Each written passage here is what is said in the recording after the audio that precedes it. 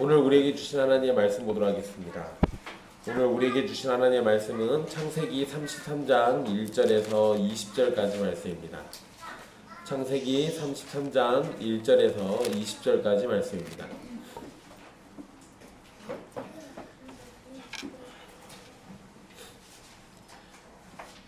창세기 33장 1절에서 20절까지 말씀입니다.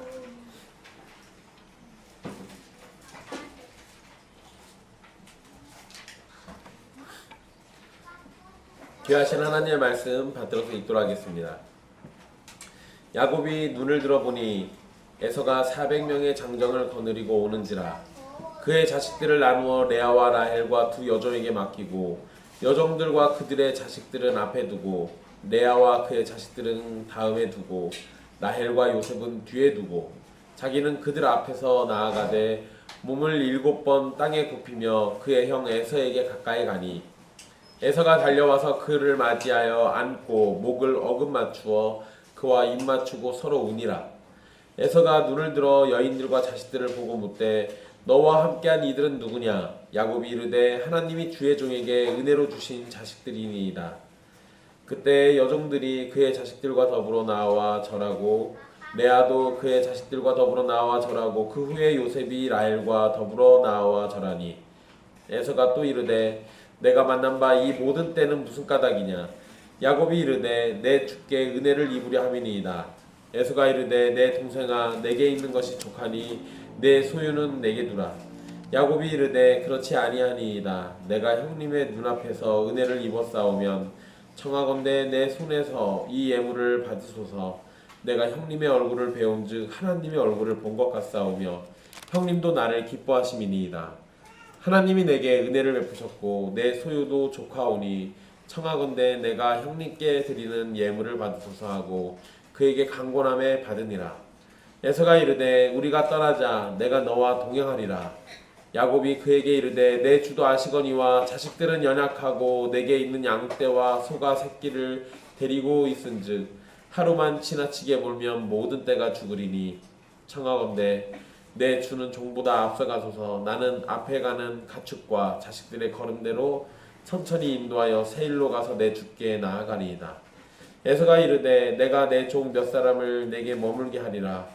야곱이 이르되 어찌하여 그리하리이까? 나로 내 주께 은혜를 얻게 하소서 하며 이날에 에서는 세일로 돌아가고 야곱은 숫곳에 이르러 자기를 위하여 집을 짓고 그의 가축을 위하여 우릿간을 지었으므로 그 땅 이름을 숫곳이라 부르더라.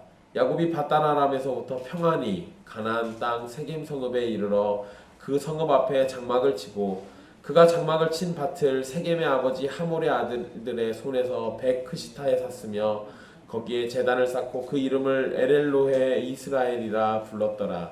아멘. 이 말씀은 살아계신 하나님의 말씀입니다.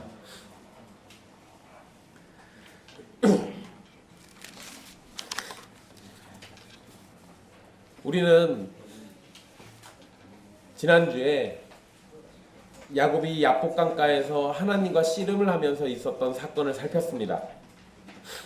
야곱은 에서를 만나야 한다는 사실에 두려움을 가지고 있었고 나름대로 선물을 준비하면서 어떻게든 형 에서의 분노를 해결하려고 노력을 했습니다.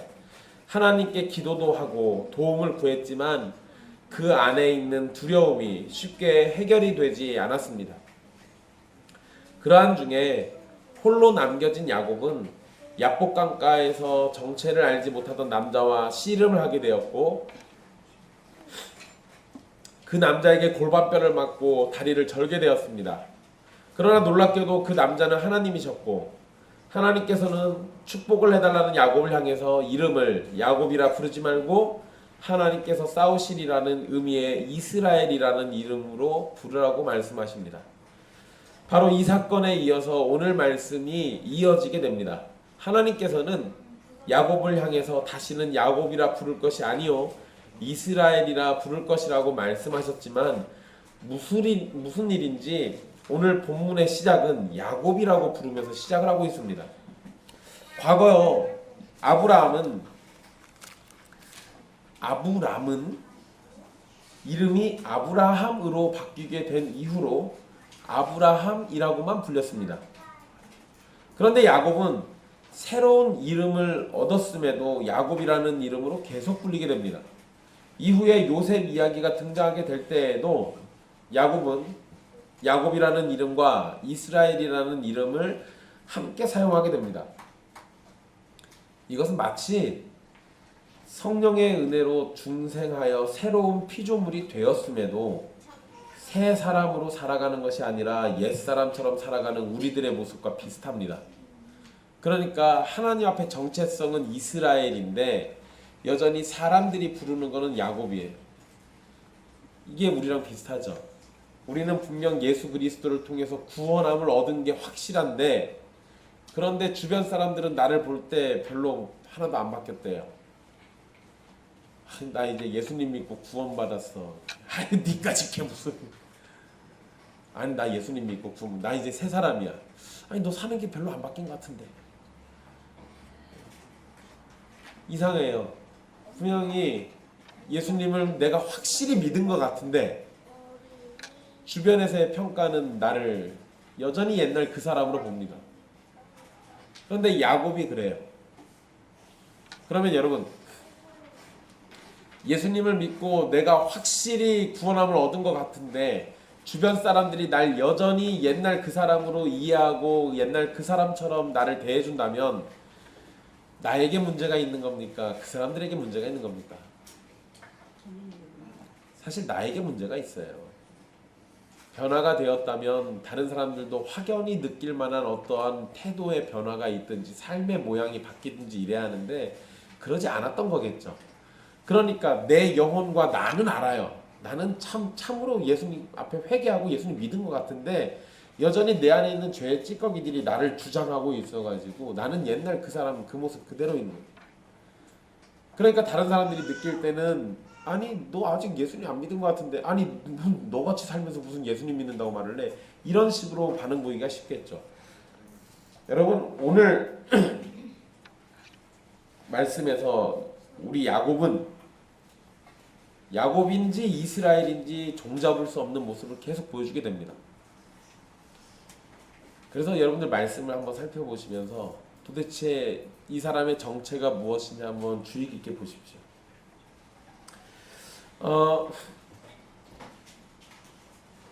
그런데 우리가 뭐 주의 깊게 살피는 것도 좋고 그렇긴 한데요. 우리가 성경이 가르쳐주는 중요한 진리가 하나 있는데요.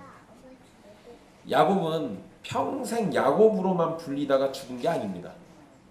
야곱은 말년에 가서는 결국에 이스라엘이라는 이름으로 죽게 됩니다. 우리가 그리스도 안에서 새로운 피조물이 되고 성령의 사람으로 살기도 하지만 때로 성령이 없는 사람처럼 죄인처럼 살아가는 모습을 보인다 할지라도 하나님의 선택은 후회가 없고 그 은혜는 반드시 효력을 발생하기 때문에 여러분의 오늘의 모습에 낙담하지 말고 새로운 피조물로 성령의 사람으로 그리스도의 이름에 합당한 모습으로 서게 될 것을 기대하면서 주님 안에서 노력하기를 쉬지 마십시오. 하나님이 야곱을 마지막에는 이스라엘이라는 이름으로 걸맞게 살다가 죽게 만드신 것처럼 우리도 지금은 그냥 내 이름처럼 불릴지 모르지만 나중에 죽을 때는 그리스도인 또는 하나님의 사람 또는 예수 그리스도의 몸된 교회로 살다가 죽게 만들어줄 겁니다.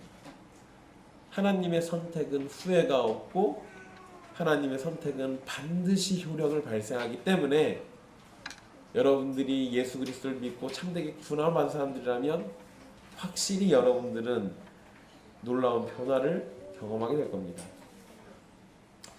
야곱 말씀으로 다시 돌아와서요.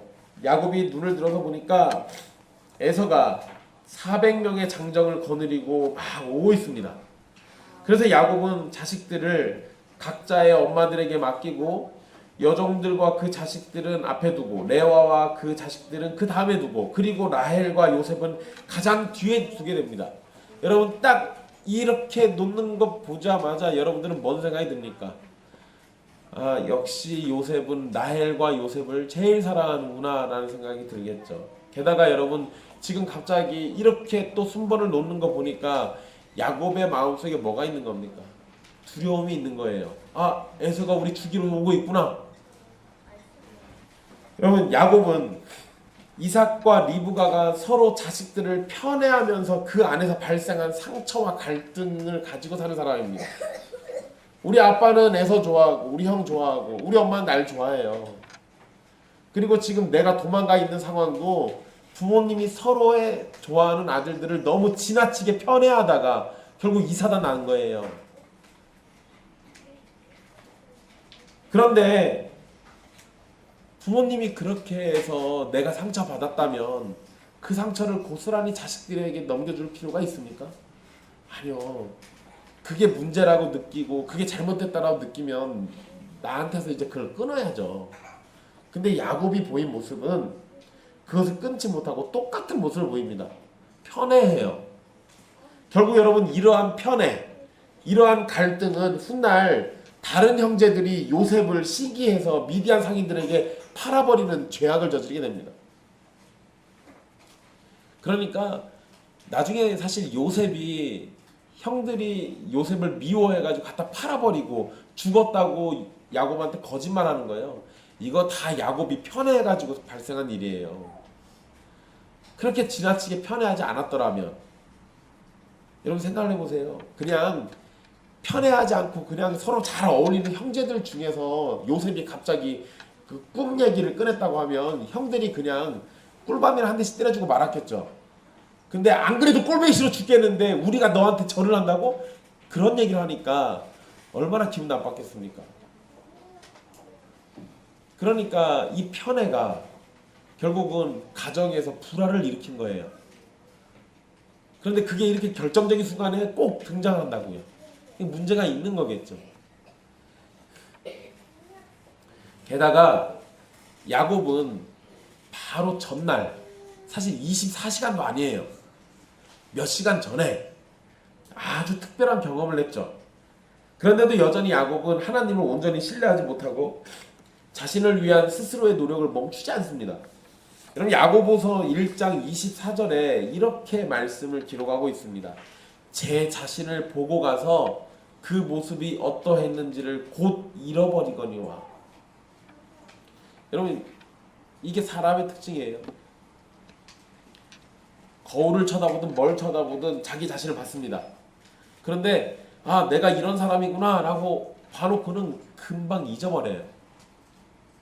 지금 야곱이 그래요. 야곱은 방금 전에 어떤 사람이 됐습니까? 이스라엘이었어요. 하나님이 이스라엘이라고 부르라고 했다고요. 게다가 이스라엘의 의미가 뭡니까? 하나님께서 싸우신다니까요. 야곱은 어제, 사실 몇 시간 전에 하나님 앞에서 야곱이라는 이름을 버리고 이스라엘이라는 이름으로 살라고 말씀을 들었습니다. 그런데 여전히 자신의 것을 움켜쥐는 야곱, 바로 그 사람은 지금 살고 있잖아요. 에서가 두려운 존재일지 모르지만 하나님께서 싸워주실 것이라는 이름을 받은 야곱에게는 두려운 존재일 리가 없어요. 그럴 리가 없잖아요. 그럼에도 야곱은 두려움에 신뢰보다는 잔꾀를 부리게 됩니다. 여러분들이라면 어떠셨겠어요? 전날 하나님께서 야, 내가 너를 위해 대신 싸워줄게 라는 확실한 주의 음성 계시를 들었습니다. 그 다음날 굉장히 무서운 사람 또는 무슨 호랑이나 사자 뭐 이런 걸 맞닥뜨린다고 생각해보세요. 여러분도 어떨 것 같습니까? 뭐 믿음 좋으신 분들은 또 굳게 믿고 뭐 저까짓 거 뭐 이러면서 싸우실 수도 있겠지만 아마 대부분은 야곱하고 크게 다르진 않을 겁니다. 네, 여러분, 성경에 이런 기록이 있는 게 사실 더 감사해요. 성경을 더 신뢰할 만합니다. 이게 진짜 하나님 말씀이라고 믿어져요. 만약에 창세기가 그냥 사람이 쓴 가짜 허구의 이야기, 소설이라면 하나님과 씨름을 한 이후 야곱이 변화되어 훌륭한 신자로 살았더라 하고 끝내겠죠. 그렇게 하면서 끝냈을 겁니다. 그는 이제 더 이상 야곱이 아닌 이스라엘로 살다가 하늘나라로 갔도다 이러고 끝냈겠죠. 그런데 여러분, 성령님께서는 환상이 아닌 실제적인 인간의 본 모습을 그대로 기록하십니다. 그렇게 이것은 사람의 작품이 아니라 인간의 본 모습을 완벽히 살피시는 하나님의 말씀이 맞아요. 뭘 그렇게 은혜 받았다고 사람이 갑자기 확 변합니까? 안 그래요. 그러지 않습니다. 여러분 속지 마십시오. 물론 여러분 제가 하나님의 은혜가 능력이 없다고 얘기하는 게 아닙니다. 하나님의 은혜는 정말로 우리를 일순간에 어제와 다른 존재로도 만드실 수 있어요. 그런데 하나님께서 보편적으로 우리에게 내리시는 은혜는 도대체 내가 변화하고 있는 것인가 의심할 정도로 나도 눈치 못 채게 서서히 바뀝니다. 야곱도 사실은 그런 거죠. 그러니까 여러분 신앙생활에 있어서 우리가 한 가지 버려야 할 것이 있는데요. 조급함이에요. 내가 예수님을 믿었으니까 순식간에 바뀔 거라 생각하고 내가 예수님을 믿기 시작했으니까 내 인생이 달라질 거라 생각하고 여러분 그러면 얼마나 좋겠습니까? 근데 보통 잘 그러지 않아요. 그러다 보니까 사람들이 바뀐 내 모습을 증명이라도 하고 싶어서 자꾸 어떤 봉사 같은 거에 집착하는 겁니다. 물론 여러분 봉사하면서 또 믿음이 더 커지기도 해요. 그런데 그런 것들로 내 믿음이 참인지 아닌지를 증명하려고 하는 건 그 스스로가 잘못된 신앙의 모습을 보이는 거기도 합니다.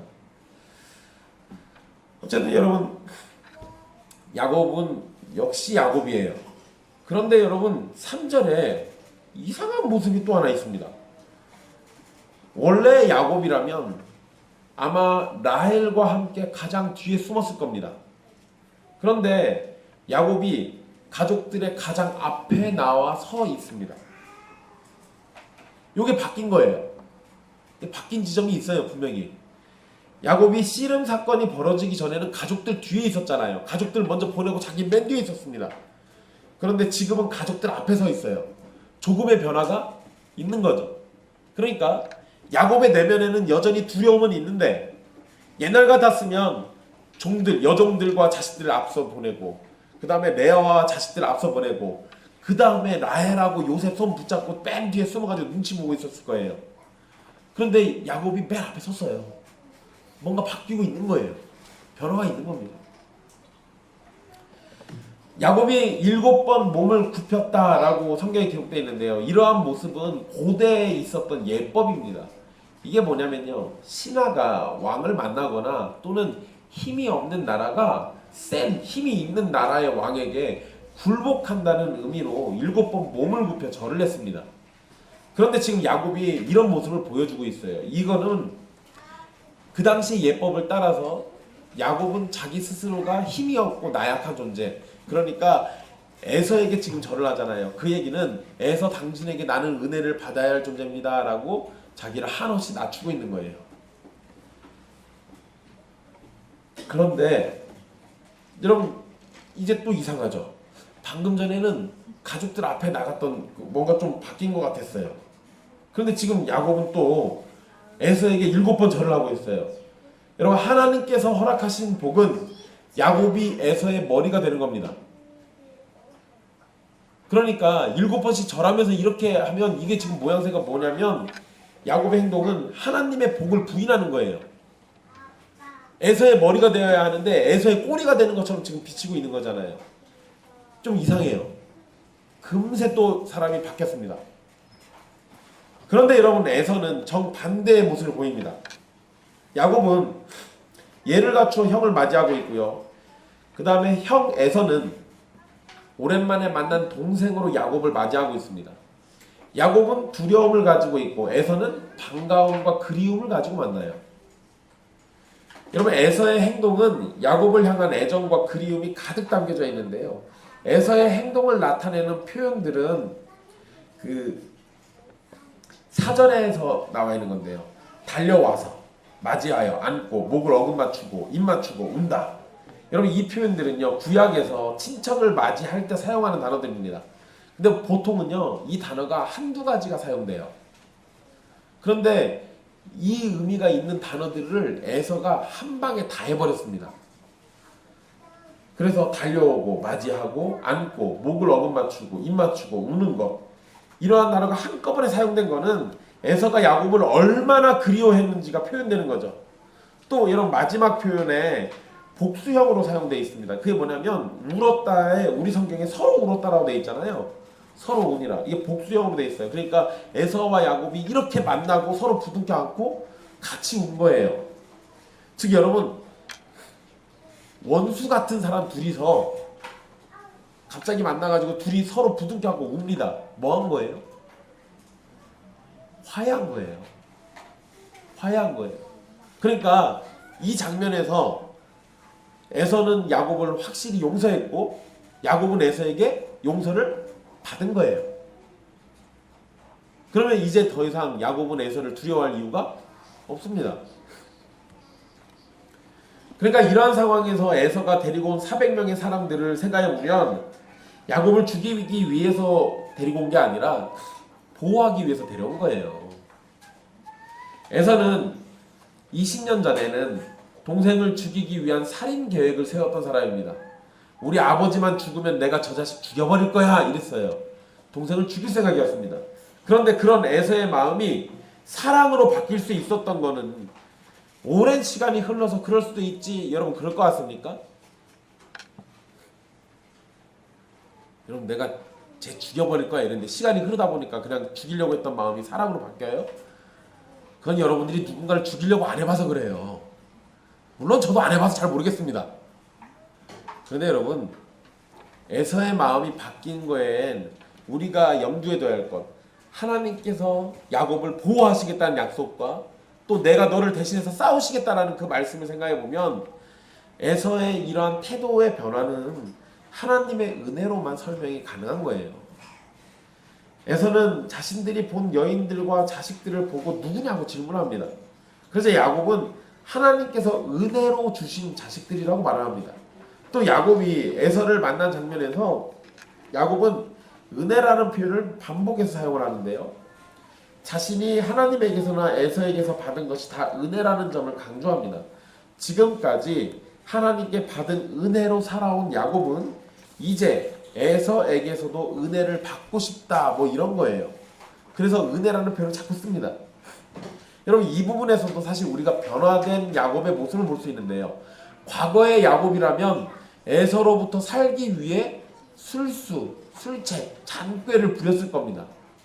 그런데 실제로 에서를 만나기 전에 사랑하는 가족들을 살리려고 나름대로 머리도 썼던 사람이잖아요. 잔꾀 부렸던 사람입니다.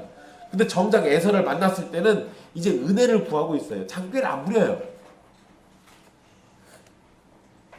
그러니까 여러분 확실히 야곱이 변했네요. 야곱이 이렇게 소개하자 아내들과 자식들이 차례대로 나와서 인사를 했습니다. 그리고 다시 에서는 자신이 먼저 만났던 짐승들 때는 또 뭐냐고 물어봅니다. 그러자 야곱은 내 주께 은혜를 입으려 함이니이다 라고 말합니다. 야곱이 종들에게 시킨 대로 했다면 그 종들에게 사실 알려준 게 있잖아요. 에서를 만나거든 내 주 에서에게 보내는 선물입니다 라고 얘기하라고 시켰어요. 그러니까 그렇게 했다면 에서는 짐승들이 야곱이 보내는 선물이라는 걸 알았을 겁니다. 그런데 왜 선물을 이렇게 많이 보내는지 궁금했을 거죠. 그리고 그에 대한 답이 은혜를 입으려고 줬다는 겁니다. 여러분 여기에서 야곱이 하는 표현을 또 잘 보십시오. 5절에서 자신을 주의 종이라고 부릅니다. 여기에서 주는 에서를 가리키죠. 그리고 8절에서는 내 주께라고 말합니다. 여기에서 주도 역시 에서예요. 그러니까 자신은 종이라고 부르고 에서는 주라고 부르고 있습니다. 근데 여러분 이거는 지난번에도 말씀드린 것처럼 큰 자가 작은 자를 섬길 것이라는 하나님의 말씀과는 완전히 반대의 모습이죠. 그러니까 야곱의 이런 지나친 태도는 형에 대한 미안한 마음 때문에 그럴 수도 있겠지만 살기 위해서 처절하게 몸부림치는 것처럼 보이기도 합니다. 게다가 여러분 방금 전에 은혜 이야기했잖아요. 뭐 바뀐 사람인 줄 알았더니 금세 또 얘기할 때 보니까 또 은혜가 아닌 것 같아요. 또 주 타령하고 있고 자기를 종이라고 그러고 오락가락해요. 그러자 에서는 이런 야곱을 향해서 내 동생아 내게 있는 것이 족하니 내 소유는 내게 두라 이렇게 말합니다. 여러분 에서는 야곱을 뭐라 부릅니까? 동생이라고 불러요. 동생이라고 부릅니다. 그리고 자신에게 이미 충분히 돈이 있으니까 그냥 가져가라고 해요. 자기한테 재산 많다 이거죠. 그러자 야곱은 그렇지 않다고 말을 하면서 형님에게 은혜를 입었다면 이 예물을 받아달라고 말을 합니다. 여러분, 이 지점에서 선물의 목적이 바뀌는데요. 처음 야곱이 선물을 준비한 이유는 8절에 기록된 것처럼 에서에게 은혜를 입기 위해서였습니다. 그런데 에서는 이미 야곱을 용서해버렸어요. 그러니까 이제 은혜를 입을 이유가 없어요. 야곱은 선물을 주지도 못하고 이미 은혜를 입어버린 겁니다. 그러자 야곱은 선물의 목적을 바꿔버려가지고 내가 은혜를 입은 게 맞다면 이 선물 받아주십시오 라고 얘기하는 거예요. 그러니까 정말로 화해를 했다면 이 선물이 증거가 되게 해달라고 요청하는 겁니다. 그런데 여러분, 이게 형제지간의 화해인가를 생각해 보십시오. 진짜 피를 나눈 형제들이라면 그냥 말로 용서하면 끝나겠죠. 근데 야곱이 자꾸 뇌물을 줘요. 그러니까 이 재물이 증거가 되게 해달라는 거잖아요. 이 얘기는 뭐냐면 에서가 지금 나를 용서한 것 같은데 이 태도, 이 말, 이 눈빛, 나를 껴안고 했던 거, 울었던 거, 이건 증거가 안 돼. 믿을 수 없다 이거예요. 그러니까 이거 받아달라는 거죠. 그럼 야곱은 에서를 신뢰하는 겁니까? 안 하는 겁니까? 못 믿어요 지금.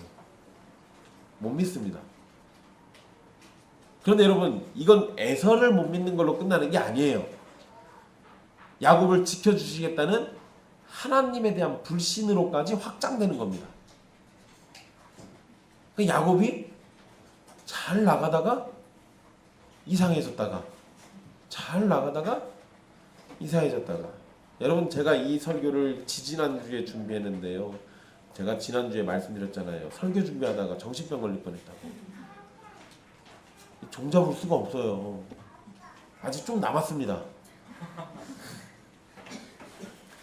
여러분, 이게 당시의 풍습에 여러 번 선물을 권하면 못 이기는 척하고 받아줘야 합니다. 그게 이 당시 풍습이에요. 그래서 이 에서가 그냥 받아버린 겁니다. 만약에 이거 선물을 안 받아버리면 둘의 관계가 깨지는 거예요. 이게 이 당시 풍습이에요.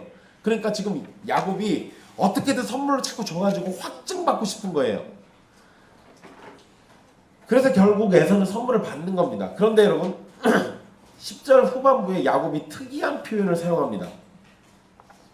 여러분들도 잘 아시는 말씀인데요. 내가 형님의 얼굴을 배운즉 하나님의 얼굴을 본 것 같사오며. 여러분, 이 표현이 너무도 특이해서 여러 가지 해석이 나오는데요. 이 표현을 먼저 일단 부정적으로 이해하면 야곱이 에서에게 아부하는 표현처럼 보이기도 합니다. 그냥 여러분 문자 그대로 보면 이거 그냥 순전히 아부예요.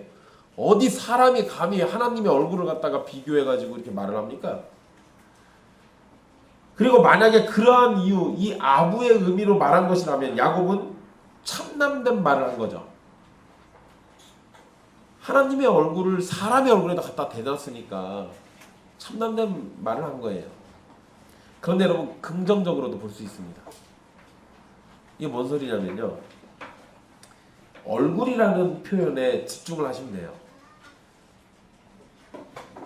우리는 야복강가에서 하나님의 얼굴을 봤다라고 말하는 분이엘이라는 명칭, 이걸 우린 들은 적이 있습니다. 야곱이 씨름을 하고 난 다음에 하나님의 얼굴을 봤다라고 하죠. 그리고도 내가 살았다. 그래서 분이엘이라고 불러요. 그러니까 하나님의 얼굴을 보고도 자기가 사는 거죠. 그런데 당장 야곱은 에서를 만나서 죽지 않았습니다. 그러니 하나님의 얼굴을 보고도 죽지 않았던 것처럼 에서의 얼굴을 보고도 죽지 않았으니 자신에게는 그것이 큰 기쁨이라고는 의미가 됩니다. 그래서 형님도 나를 기뻐하심이니이다 라고 말한 것이라고 볼 수 있어요. 이 기뻐하심이니이다 라고 번역된 이 말이 받아들이다 라는 의미가 있습니다. 그러니까 형님도 나를 받아들이셨습니다, 이 얘기예요. 이걸 조금 더 쉽게 풀어드리면 이런 겁니다. 용서하는 에서의 얼굴은 에서로부터 구원하시며 복을 주시는 하나님의 얼굴을 떠올리게 한다는 거예요. 하나님께서 구원의 은혜를 주셔가지고 에서가 지금 바뀐 거잖아요. 그러니까 용서하는 에서의 얼굴을 보고 있으니까 하나님의 얼굴이 떠올라요. 전날 밤 나랑 씨름하고 죽자사자 하셨던 바로 그분이 나에게 복을 주고 가셨던 그 얼굴, 그게 생각나는 겁니다. 그래서 형님의 얼굴을 보니까 하나님의 얼굴을 보는 것 같다라고 이렇게 말했을 가능성도 있는 거예요. 분노로 자신을 죽이려고 했던 에서가 하나님의 은혜 가운데 변화돼서 용서와 사랑으로 동생에게 나아옵니다. 그렇게 변화된 형 에서의 얼굴은 마치 은혜를 주시는 하나님의 얼굴을 뵙는 것처럼 기쁜 일입니다. 그래서 야곱이 이렇게 말을 했을 가능성도 있어요. 그러니까 여러분, 이렇게 긍정적으로 보면 야곱이 또 하나님의 은혜를 또 얘기하고 있는 거잖아요. 이 사람 대단한 믿음의 사람이에요. 그냥 사람의 얼굴만 보고도 하나님의 은혜가 생각나는 사람이죠. 이런 지금 이 수준의 야곱은 떨어지는 낙엽만 봐도 하나님 찬양할 사람입니다. 야곱이 용서하는 에서를 통해서 하나님의 은혜 베푸심을 떠올리고 기뻐하게 되었다면 이러한 모습에서 야곱은 새로운 피조물과 같은 거룩함을 드러낸다고 볼 수 있습니다. 그런데 야곱이 11절에 이상한 표현을 또 사용합니다. 일단은 하나님의 은혜를 말합니다. 하나님이 내게 은혜를 베푸셨고 내 소유도 좋가오니 은혜 얘기를 했어요. 그런데 그 뒤에 내가 형님께 드리는 예물을 받으소서, 이게 문제예요. 여러분, 그냥 우리 번역대로 하면은 문제가 안 됩니다. 그런데 우리 성경에 예물이라고 번역된 그 단어가 축복이라는 의미입니다. 그러니까 문자적으로 읽으면 나의 예물을 받으소서가 아니라 나의 축복을 받으소서예요. 이게 뭐가 문제가 되냐? 여러분, 이 표현은 두 가지로 볼 수 있는데요. 첫째는 자신이 전에 장자의 축복을 받은 것, 그것으로 받은 복을 지금 이 물질로 가지고 왔다는 의미로 볼 수 있습니다. 또 두 번째는 자신이 준비한 것은 하나님께서 자신에게 주신 복인데 그것을 형님에게 드리겠다는 의미일 수도 있어요. 사실상 여러분, 어떤 의미가 되든 하나님께서 야곱에게 허락하신 복을 에서에게 양보하는 겁니다.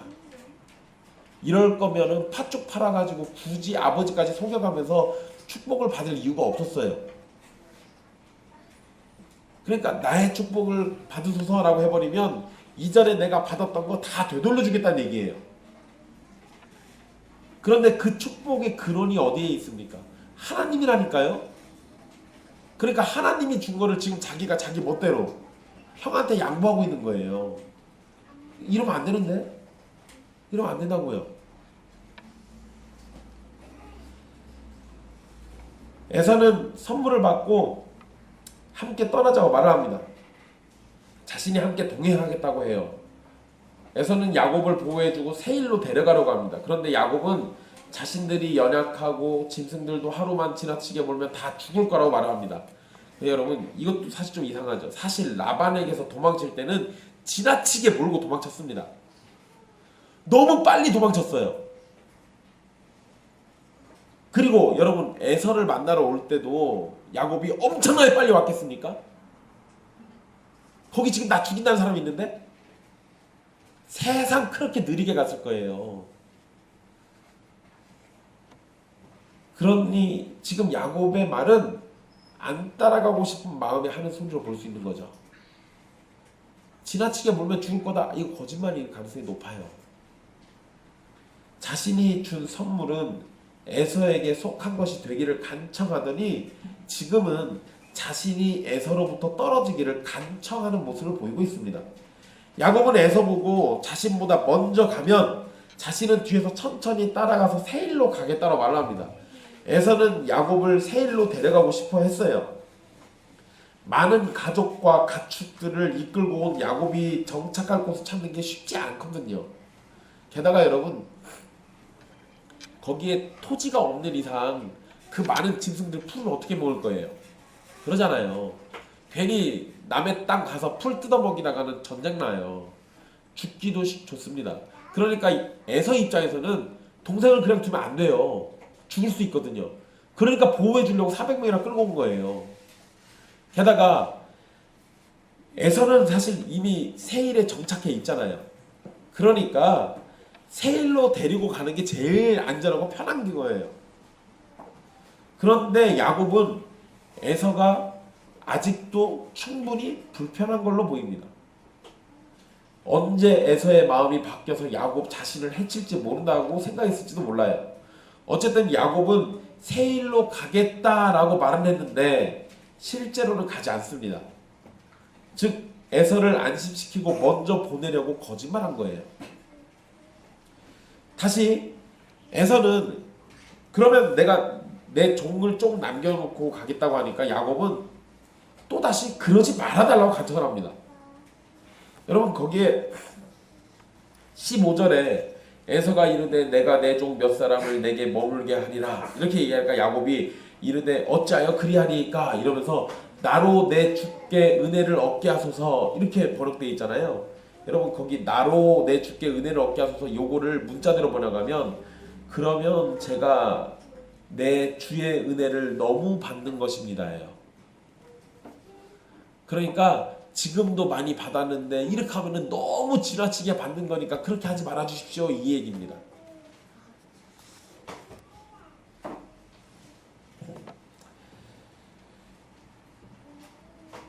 어쨌든 이런 상황에서 결국 에서는 세일로 돌아가고요. 그리고 그냥 야곱은 제갈 길로 갑니다. 아마도 몇 차례 야곱이 거절하는 것을 보고 에서는 야곱이 세일로 오지 않을 것이라고 예상을 한 것으로 보입니다. 그러나 동생의 뜻을 존중해 주는 것 같아요.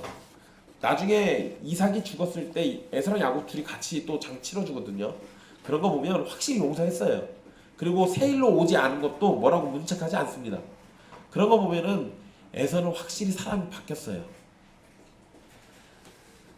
이제 야곱은 가겠다던 세일로 안 가고 숫곳이라는 곳에 머물면서 지내게 됩니다. 그러다가 세겜이라는 지역으로 옮겨서 하몰의 아들들에게 땅을 사게 돼요.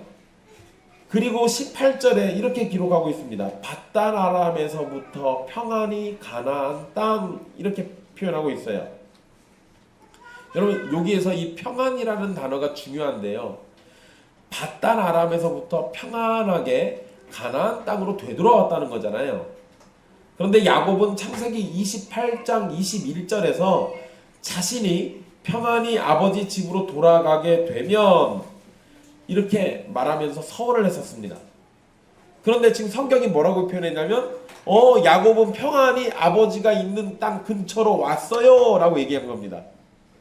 그러니까 여기서 이렇게 표현하면 이제 야곱 보고 뭐라는 겁니까?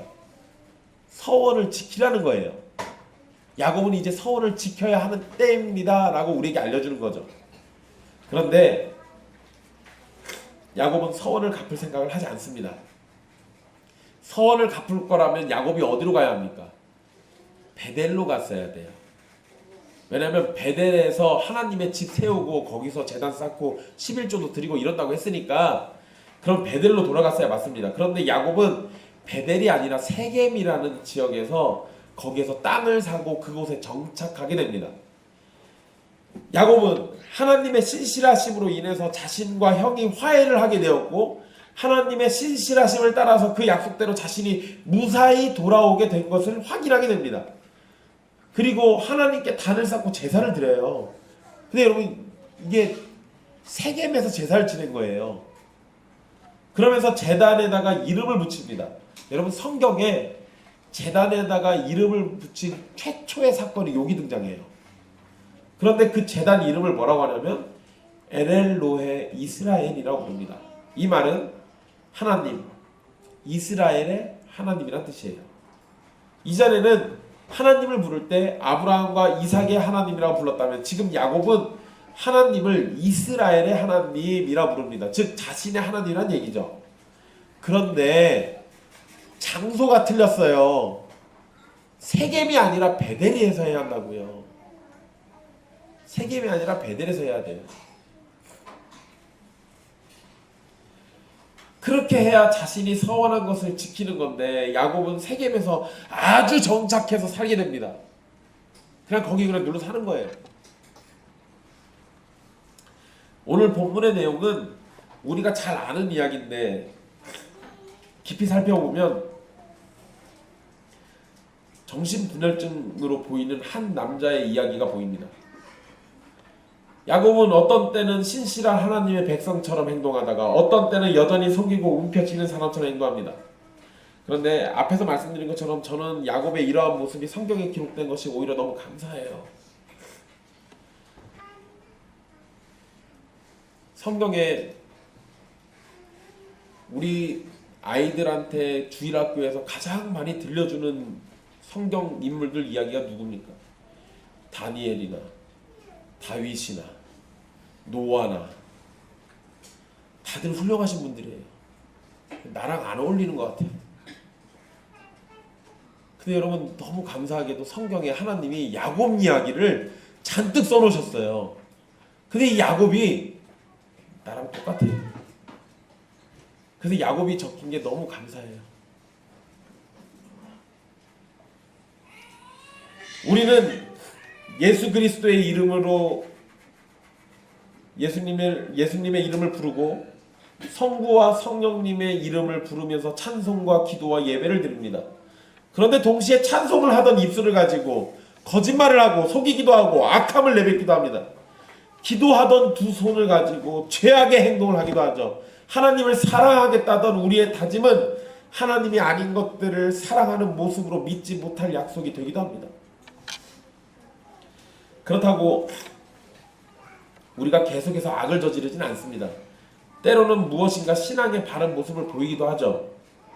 그래서 스스로 자랑스럽게 여길 행동을 하기도 합니다. 간혹 가다가 여러분 어떤 분들은 어떤 신앙적인 걸 하고 나면 저한테 보고하세요. 목사님 제가 이런 거 했습니다. 그거 뭔 얘기예요? 그 칭찬 좀 해달라는 거죠. 저도 못한 걸 누가 하면은 저 질투심이 불끓어서 칭찬 잘 안 합니다. 저한테 그런 거 얘기하지 마십시오. 그렇게 얘기하시는 분 자기가 생각해도 대견하니까 사람들이 좀 알아봐 주기를 바라고 그러는 뭐 그럴 수 있어요. 네, 충분히 그럴 수 있습니다. 그런데 그러니까 어쩔 때는 자기 스스로도 자랑스러운 신앙인의 모습을 보일 때가 있잖아요. 그런데 문제는 그것만 보이면 좋은데 그게 아니라 이렇게 해서 구원 받겠나 싶은 모습을 또 나타내기도 해요. 그러니까 이러한 모습이 반복되면서 우리는 스스로가 거룩한 백성인지 아니면 아직도 거듭남이 필요한 존재인지 고민하기도 합니다. 그런데 여러분 야곱의 모습을 보십시오. 우리랑 똑같잖아요. 우리랑 똑같아요. 야곱은 하나님의 은혜를 말하다가 그 은혜를 가볍게 여기는 말과 행동을 하기도 합니다. 은혜를 말하면서도 서원은 갚을 생각은 안 해요. 그런데 야곱이 조금씩 변화된다는 것을 우리는 느끼게 됩니다. 확실히 이전에 안 하던 행동들을 하잖아요. 물론 여러분 그 변화가 확실하게 드러나지는 않지만 기도를 하지 않던 사람이 기도를 하게 되고 거짓과 술수에 기대던 사람이 은혜를 말하게 됩니다. 야곱은 확실히 하나님의 부르심을 받았고 부르심을 따라서 확실한 효력을 발생해서 조금씩의 변화를 보여주고 있어요. 감사한 일이죠. 여러분 우리 지금 1월 둘째 주죠. 이제 셋째 주인가요? 셋째 주네요. 셋째 주인데 여러분 신년에 하셨던 신앙적인 다짐을 잘하고 계십니까? 올해는 꼭 내가 말씀을 일독을 해야지. 올해는 꼭 가정 예배를 빼먹지 않고 해야지. 올해는 하나님께 기도하기를 쉬지 말아야지. 어떻게 잘들 하고 계십니까? 아마 어쩌면 벌써 그때의 다짐이 사라졌을지도 몰라요. 아니면 옛길교회 성도들은 그런 다짐조차 안 할 수도 있습니다. 이럴 때 제가 성구영신 예배를 드려야 하는 거 아닌가라는 고민을 해요. 그런가 하면 최소한 새해가 됐으니까 좀 뭔가 좀 다짐 좀 해볼까 이런 것도 하긴 하는데 여러분 우리의 변화가 우리가 어떤 걸 다짐을 하고 뭔가 신앙적인 걸 하려고 하다가 금방 또 주저앉는 모습 보이죠. 그런데 시간이 지날수록 그러한 모습이 약해집니까? 아니면 조금씩 더 힘을 얻습니까? 하나님께 부르심을 받은 참 신자들이라면 더디긴 하더라도 조금씩 신앙의 모습을 보이게 될 거예요. 여러분 아이들을 키울 때 우리 이런 생각들이 들기도 합니다. 아이고 저게 언제 커가지고 사람 구실하려나. 막 말질하고 만도 안 되는 소리하고 아니면 말도 안 통해가지고 막 이상한 소리하고 막 이러고 있으면 아유 저거 커가지고 사람 구실하려 밥은 먹고 살려나. 근데 여러분 막상 커보면 다들 자기 먹을 밥은 먹고 살아요. 또 놀랍지도 않게 우리가 기대했던 것보다 훨씬 더 대단하고 놀라운 일을 할 수도 있습니다. 여러분 제가 목사가 될 거라고 누가 생각했겠습니까? 제가 어릴 때 다니던 교회에 홈커밍 데이라고 초대를 받아서 간 적이 있습니다. 그 교회 출신 목사님들을 불렀어요. 근데 제가 목사라고 가니까 당황하시던 옛날 교인들이 있어요. 제가? 4명의 남자 친구들이 있었는데 그 중에 제일 이상했던 제가? 심지어 나머지 친구들은 교회를 안 다닙니다. 전 목사가 됐고요. 사람 일은 모르는 거잖아요. 근데 여러분 제가 드리고 싶은 얘기 이런 거예요. 오늘의 내 모습을 보면 뭔가 비참하고 뭔가 아닐 것처럼 보이는데 그런데 하나님의 은혜는 확실하다는 겁니다. 사랑하는 형제자매 여러분, 우리가 우리처럼 비참하고 불순종에 익숙하고 여전히 신앙의 게으름을 가지고 살면서 구원을 확신할 수 있는 이유가 뭐겠습니까? 구원의 근거가 내가 아닌 예수 그리스도에게 있기 때문입니다. 또한 야곱을 부르시고 인내하시면서 야곱을 이끄시는 모습을 통해서 우리에게도 동일한 은혜를 베푸실 하나님을 기대할 수 있기 때문이 아니겠습니까? 야곱은 하나님과 씨름을 하다가 골반뼈가 어긋나게 되면서 자신의 능력 없음을 처절하게 깨닫게 됩니다. 우리에게도 필요한 것이 바로 그거예요. 여러분들이 스스로 대단한 사람이라고 여기고 나는 나의 힘으로 굳게 일어설 수 있다라고 믿고 있다면 여러분들은 잘못 생각하고 있는 겁니다. 우리는 구원과 선에 있어서 무능하고 온전하지 않으며 하나님의 도우심이 계속해서 필요하다는 사실을 깨달아야 합니다.